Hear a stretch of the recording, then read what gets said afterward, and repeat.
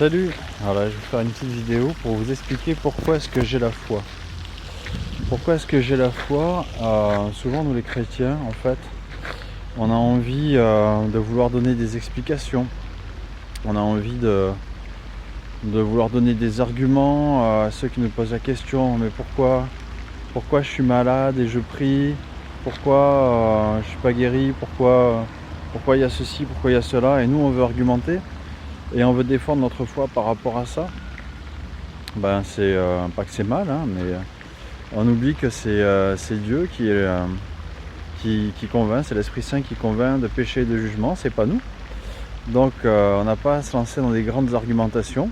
Ça c'est de la théologie dans laquelle on s'embrouille et puis on va se retrouver bouche close devant des gens qui veulent se moquer ou qui cherchent des réponses et qu'on va décevoir parce qu'on n'aura pas les bonnes réponses.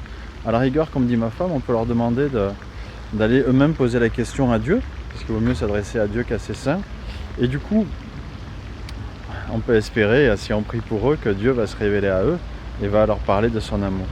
Parce qu'en fait, c'est bien là le sujet, c'est que moi, si j'ai foi en Dieu, c'est parce qu'il est écrit dans la Bible que Jésus m'aime et qu'il me promet la vie éternelle. Et c'est des choses qui ne sont pas tangibles maintenant, mais que je sais et auxquelles je m'accroche et qui font que je le ressens. Je le ressens et je me sens heureux comme ça. Et c'est écrit aussi dans la Bible, vous chercherez que Christ est l'auteur de notre foi. Donc il est l'auteur de notre salut et l'auteur de notre foi. Donc c'est quelque chose, la foi, que je ne peux pas expliquer. Je ne peux pas vous expliquer pourquoi j'ai la foi. Je peux juste vous dire que Dieu m'aime, Dieu vous aime.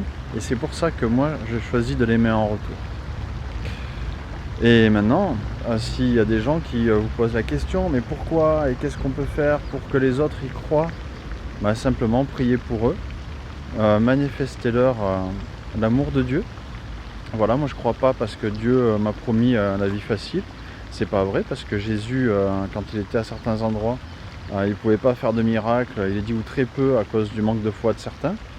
On voit aussi dans la Bible que Paul a laissé Trophime malade à Millet. On ne peut pas imaginer que Paul n'a pas prié pour Trophime s'il a prié pour lui, mais il est resté malade. C'est Dieu qui choisit de se révéler ou pas à travers la maladie, à travers la guérison. C'est lui qui a son plan et on doit simplement s'y soumettre. Et également, Paul a prié 3 fois Jésus pour être guéri d'une infirmité. Et Dieu lui a dit « Ma grâce te suffit ». Qui sommes-nous pour se croire meilleur que Paul, par exemple, pour croire qu'à chaque fois qu'on prie, il va y avoir la guérison? Non, c'est Dieu qui décide. Et il nous a dit aussi, Jésus, à cause de mon nom, on vous mènera dans les synagogues, on vous fouettera, on vous mènera dans les tribunaux, devant les rois, et vous serez calomniés à cause de moi.